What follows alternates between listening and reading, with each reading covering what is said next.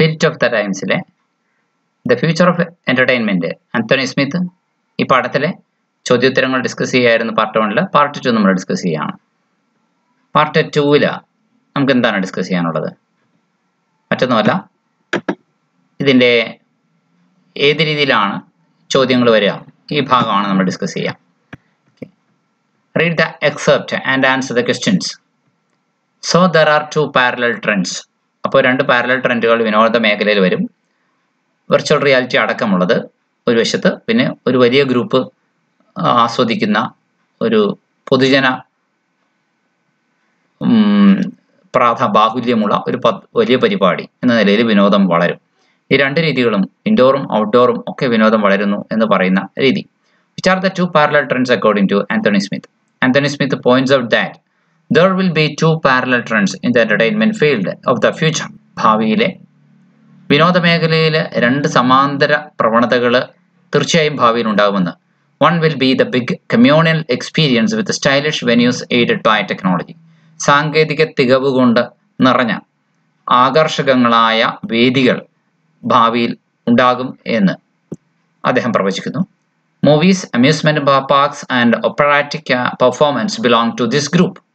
അദ്ദേഹം ഈ ലേഖനം എഴുതുമ്പോൾ ഏകദേശം 2000 വർഷങ്ങൾക്ക് മുൻപ്, 2000-ന് മുൻപ്, അതായത് 1998-കളിലാണ് ഒരു പക്ഷേ ഈ ലേഖനം. എന്നാൽ ഇന്ന് ഇത് ഏറെക്കുറെ യാഥാർത്ഥ്യമായിരിക്കുന്നു. അദ്ദേഹം പറയുന്നു, movies, amusement parks and operatic performance being to this group. The other will be the mass taking up of the new IT devices by individuals. This group will be happy to sit at home surfing through the internet. ഈ ഒരു group IT ഡിവൈസസുമായി ഇരിക്കുന്ന, വീടിനുള്ളിൽ ഇരിക്കുന്ന individuals ആണ്. അവർ ഇന്റർനെറ്റിലൂടെ surf ചെയ്ത് പോകും. Thus അങ്ങനെ public spectacle and individual choice. ഒരു വശത്ത് പബ്ലിക് സ്പെക്ടക്കിൾ, ഒരുപാട് പേർക്ക് ഒരുമിച്ച് ഒരേ ടേസ്റ്റിൽ ആസ്വദിക്കാൻ പറ്റിയ വിനോദങ്ങൾ, തിയേറ്റർ പെർഫോമൻസുകൾ ഒക്കെ. മറുവശത്ത് വ്യക്തിക്ക് പറ്റിയ രീതിയിൽ ഇന്റർനെറ്റിലൂടെ അവരവൻ്റെ അഭിരുചിക്കനുസരിച്ച് സെർച്ച് ചെയ്തെടുക്കാൻ കഴിയുന്ന, സർഫ് ചെയ്ത് കണ്ടെത്താൻ കഴിയുന്ന വിഭവങ്ങൾ. Thus public spectacle and individual choice will be the 2 trends in the future. ഇത് രണ്ടുമായിരിക്കും ഫ്യൂച്ചറിൽ ഉണ്ടാകാൻ പോകുന്ന 2 ട്രെൻഡുകൾ എന്ന് അദ്ദേഹം പ്രവചിക്കുന്നു. ഈ പാസേജുമായി ബന്ധപ്പെട്ട് തന്നെ മറ്റൊരു ചോദ്യം, what do you mean by tour de force? എന്താണ് ടൂർ ഡി ഫോഴ്സ് എന്ന് പറഞ്ഞാൽ അർത്ഥമാകുന്നത്? Tour de force is a French word meaning a performance or achievement done with great skill. വലിയ നൈപുണ്യം ഉപയോഗിച്ച് ചെയ്യുന്ന ഒരു അവതരണം എന്നാണ് അതിനർത്ഥം. ടൂർ ഡെ ഫോഴ്സ് എന്ന് പറഞ്ഞു കഴിഞ്ഞാൽ എന്താണ്? ഒരു വലിയ നൈപുണ്യം ഉപയോഗിച്ച് ചെയ്യുന്ന, കഴിവ് ഉപയോഗിച്ച് ചെയ്യുന്ന ഒരു വലിയ പെർഫോമൻസ് എന്ന് തന്നെയാണ് അതിൻ്റെ അർത്ഥം. അത്ര അതിനകത്ത് ഉത്തരം നൽകേണ്ടതുള്ളൂ. മറ്റൊരു ചോദ്യം, what does the writer mean by dial up virtual reality? Dial up virtual reality എന്നതുകൊണ്ട് എഴുത്തുകാരൻ ആന്റണി സ്മിത്ത് ഇവിടെ എന്താണ് ഫ്യൂച്ചർ ഓഫ് എൻ്റർടൈൻമെൻറ്റ് എന്ന് പറയുന്ന തൻ്റെ ലേഖനത്തിൽ ഉദ്ദേശിക്കുന്നത്? Virtual reality is an interactive computer system. It is so fast soon the computer disappears from the mind of the user. Computer അത് ഉപയോഗിക്കുന്ന ഉപയോക്താവിൻ്റെ മനസ്സിൽ നിന്ന് അപ്രത്യക്ഷമാവുകയും and the new environment will appear to him as the reality. പുതിയ സാഹചര്യം പുതിയ യാഥാർത്ഥ്യമായി കണ്ണിന് മുന്നിൽ തെളിയുകയും ചെയ്യുന്ന ഒരു പ്രതിഭാസമാണ്. By dialing a particular number over the phone. ഫോണിലൂടെ ഒരു പ്രത്യേക നമ്പർ ഡയൽ ചെയ്താൽ മാത്രം മതിയാവും. One can get access to this new experience. അപ്പോൾ ഈ അനുഭവത്തിലേക്ക്, ഇന്റർനെറ്റിലെ ഈ അനുഭവത്തിലേക്ക് ഒരാൾക്ക് പ്രവേശനം ലഭിക്കാൻ ഇത്രമാത്രം ചെയ്താൽ മതിയാകും. ഒരിക്കൽ കൂടി, virtual reality is an interactive computer system. Virtual reality എന്നത് ഒരു ഇന്ററാക്റ്റീവ് കമ്പ്യൂട്ടർ സിസ്റ്റമാണ്. നമുക്ക് അങ്ങോട്ട് മാത്രം ടൈപ്പ് ചെയ്ത് മെസ്സേജ് കൊടുക്കുകയോ ഇൻഫർമേഷൻ കൊടുക്കുകയല്ല, അതിനനുസരിച്ച് ഇങ്ങോട്ട് നമ്മളോട് തിരിച്ച് പ്രതികരിക്കുന്ന ഒരു സംവിധാനം കൂടിയാണത്. It is so fast that, ഇത് അത്രയ്ക്ക് അതിവേഗത്തിലാണ് വരാൻ പോകുന്നത്. That soon the computer disappears from the mind of the user. Computer എന്ന ആശയം അല്ലെങ്കിൽ തൊട്ട് കണ്ണിന് മുന്നിൽ കാണുന്ന ആ ദൃശ്യം അപ്രത്യക്ഷമാവുകയും and a new environment will appear to him as the reality. അതിൻ്റെ സ്ഥാനത്ത് ഒരു പുതിയ എൻവയോൺമെന്റ്, ഒരു റിയാലിറ്റി പോലെ അദ്ദേഹത്തിന്റെ മനസ്സിൽ പ്രത്യക്ഷപ്പെടുകയും ചെയ്യും. By dialing a particular number over the phone. ഫോണിലൂടെ ഒരു പർട്ടിക്കുലർ നമ്പർ ഡയൽ ചെയ്താൽ മാത്രം മതിയാകും ഇതിന്. One can get access to this new experience. ഈ പുതിയ അനുഭവത്തിലേക്ക് ഒരാൾക്ക് വളരെ എളുപ്പത്തിൽ പ്രവേശനം ലഭിക്കും. How does new technology enhance experience? എപ്രകാരമാണ് പുതിയ സാങ്കേതിക വിദ്യ അനുഭവ സമ്പത്തിനെ വർദ്ധിപ്പിക്കുന്നത്. New technology is always enriching the entertainment industry. പുതിയ ടെക്നോളജി എന്നും ഈ എന്റർടൈൻമെന്റ് ഇൻഡസ്ട്രിയെ വർദ്ധിപ്പിക്കുകയാണ്. ഇൻ ദ നിയർ ഫ്യൂച്ചർ, സമീപ ഭാവിയിൽ there will be a combination of video on demand എന്നതിൻ്റെയും ആൻഡ് വിർച്വൽ റിയാലിറ്റി വിർച്വൽ റിയാലിറ്റിയുടെയും ഒരു സംയുക്ത അല്ലെങ്കിൽ സമ്മിശ്ര രൂപം ഭാവിയിൽ ഉടനെ ഉണ്ടാകാൻ പോവുകയാണ് വിനോദ വ്യവസായ മേഖലയിൽ എന്ന് ആന്റണി സ്മിത്ത് ഓർമ്മപ്പെടുത്തുകയാണ്. Such revolutionary forms of amusement, അങ്ങനെ വിപ്ലവാത്മകമായ വിനോദ രൂപങ്ങൾ വിൽ എൻഹാൻസ് അവർ എക്സ്പീരിയൻസ്, അത് നമ്മുടെ അനുഭവത്തെ വർദ്ധിപ്പിക്കും. എൻഹാൻസ് ചെയ്യുക എന്ന് പറഞ്ഞാൽ വർദ്ധിപ്പിക്കുകയാണ്. ഓക്കെ, ഒന്നുകൂടി, new technology is always enriching the entertainment industry. പുതിയ സാങ്കേതികവിദ്യ വരുന്തോറും വിനോദ വ്യവസായം പിന്നെയും സമ്പന്നമാവുകയാണ്. എൻറിച്ച് ആവുക എന്ന് വെച്ചാൽ സമ്പന്നമാവുക എന്നാണ്. സമീപ ഭാവിയിൽ, in the near future, there will be a combination of video on demand, ഒരു വീഡിയോ ഓൺ ഡിമാൻഡും വിർച്വൽ റിയാലിറ്റിയുടെയും കോമ്പിനേഷൻ ഉണ്ടാകുമെന്നാണ് ഇദ്ദേഹം പറയുന്നത്.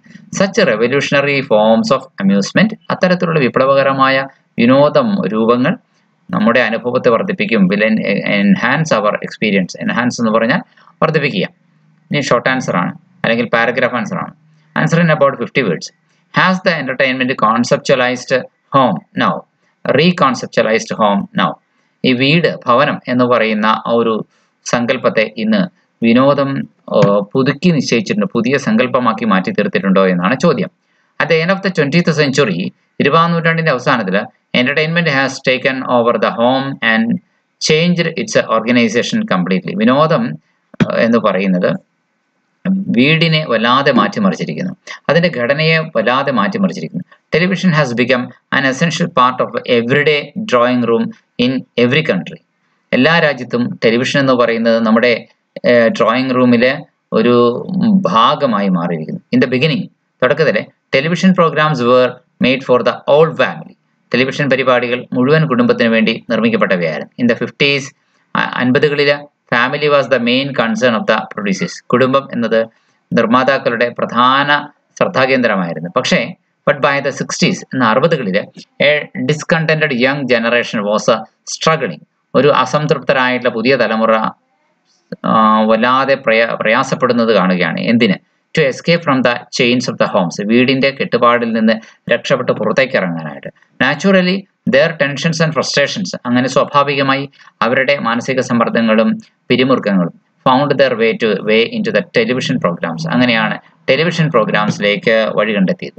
ദസ്, അങ്ങനെ the family was regrouped into various sections, കുടുംബം പല വിഭാഗങ്ങളായിട്ട് പുതുക്കി നിശ്ചയിക്കപ്പെടുകയാണ് ചെയ്തത്. The arrival of VCRs, cable TV, VCRകളുടെ കടന്നുവരവ്, കേബിൾ ടിയുടെ കടന്നുവരവ്, ആൻഡ് മൊബൈൽ ഫോണുകളുടെ കടന്നുവരവ്, ഫോർ ദ റീകൺസെപ്ച്വലൈസ്ഡ് ഹോംസ്, വീടുകൾ എന്ന സങ്കല്പത്തെ വീണ്ടും പുതുക്കി നിശ്ചയിച്ചു എന്ന് പറയാം. മറ്റൊരു ചോദ്യമാണ്, which are the factors that indicate a rise in leisure time?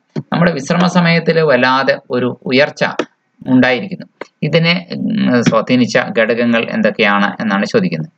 Leisure time എന്ന് പറയുന്നത് is growing at a rapid rate, അതിവേഗത്തിലാണ്, റാപ്പിഡ് റേറ്റിലാണ്, റേറ്റ് എന്ന് വെച്ചാൽ നിരക്ക് അല്ലേ, ആ വേഗതയേറിയ നിരക്കിലാണ് വളർന്നുകൊണ്ടിരിക്കുന്നത്. മനുഷ്യരുടെ ഒഴിവ് സമയത്തിന്റെ സമയം കൂടുകയാണ് because of A number of factors. എന്താണ് അതിന് കാരണം എന്ന് നോക്കിയാൽ പല കാരണങ്ങളുണ്ട്. നമ്പർ ഓഫ് ഫാക്ടേഴ്സ് ഉണ്ട് അതിന് പേരിൽ. ഇൻക്രീസ് ഇൻ ലൈഫ് എക്സ്പെക്ടൻസി, മനുഷ്യരുടെ ആയുർദൈർഘ്യം വർദ്ധിച്ചത്. ഡിക്രീസ് ഇൻ വർക്കിംഗ് അവേഴ്സ്, അതുപോലെ തന്നെ തൊഴിൽ ചെയ്യാനുള്ള സമയത്തിന്റെ അളവ് കുറഞ്ഞത്. And later start to working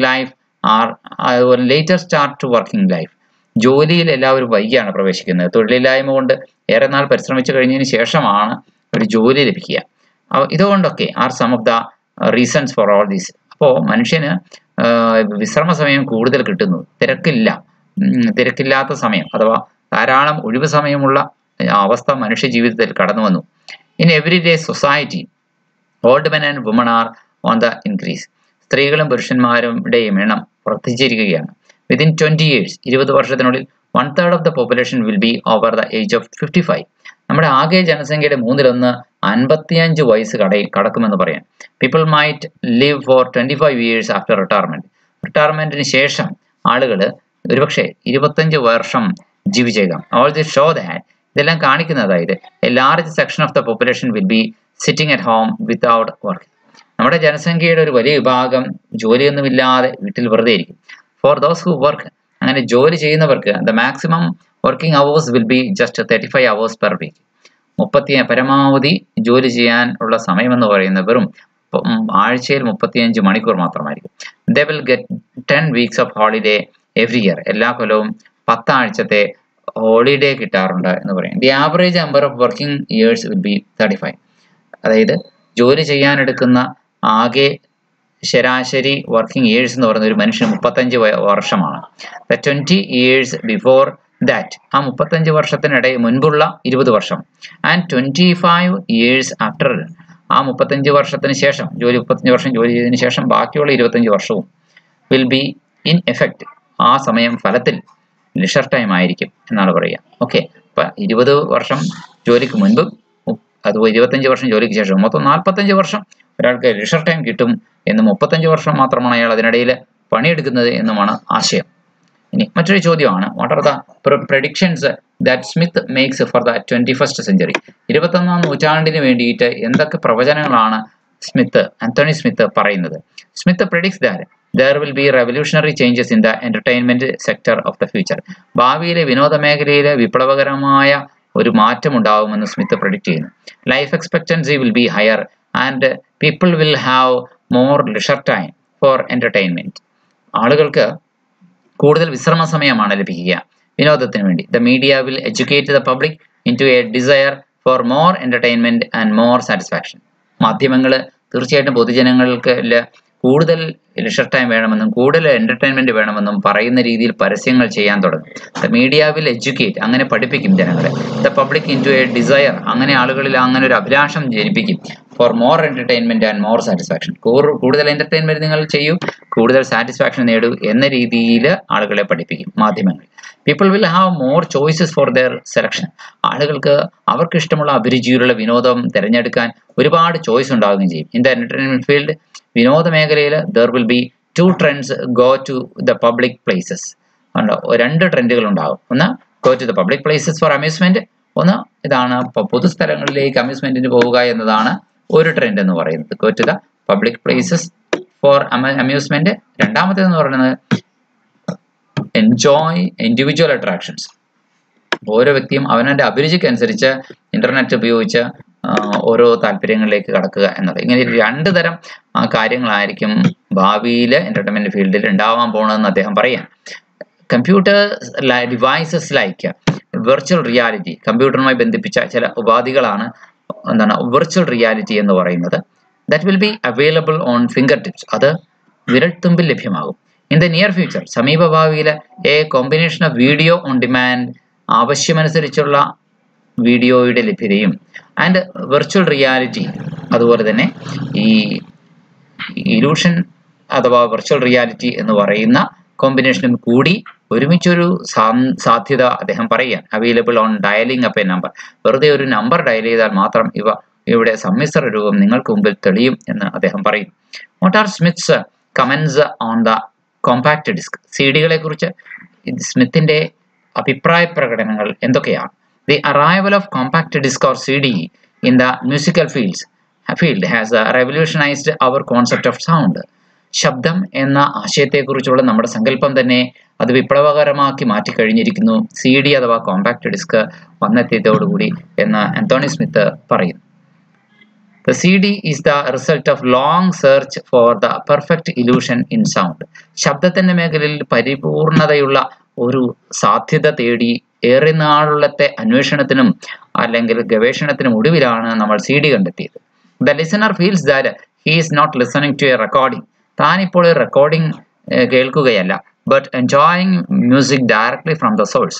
അത് പാടുന്ന ആ ഗായകന്റെ സ്വരം നേരിട്ട് അനുഭവിക്കുകയാണ് എന്ന തോന്നലിലേക്ക് മനുഷ്യൻ എത്തിക്കാൻ കഴിയുന്നു. In the virtual media also, visual മീഡിയയിൽ പോലും this new invention has given us life like images. ഒരുപക്ഷെ ഈ പുതിയ കണ്ടെത്തലുകൾ ഒരുപക്ഷെ നമുക്ക് ജീവൻ തുടിക്കുന്ന ബിംബങ്ങൾ നമുക്ക് മുന്നിൽ സൃഷ്ടിക്കാൻ കഴിയുന്ന രീതിയിലാണ്. High definition TV or HD TV has transformed television viewing into a new magical experience.